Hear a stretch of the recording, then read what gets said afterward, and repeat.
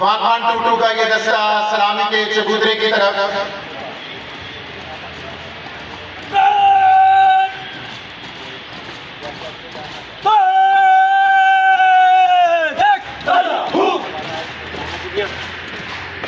और इनके बाद हमारा फख्र, हमारा एजाज एलीट फोर्स के नौजवान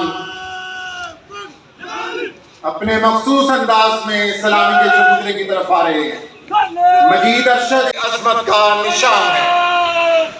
चलो आगे आगे बढ़े चलो, बढ़े चलो। और इनके पीछे आपकी खिदमत में बारे दीगर इल्तिमास है कि ये मार्च पास कर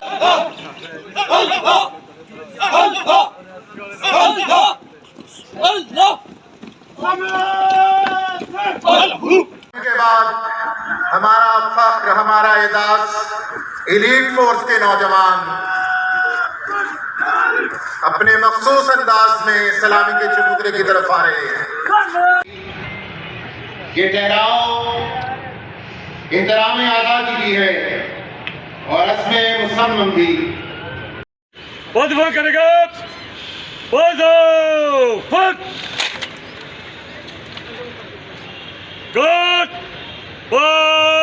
अरशद भी सरबराही कर रहे हैं।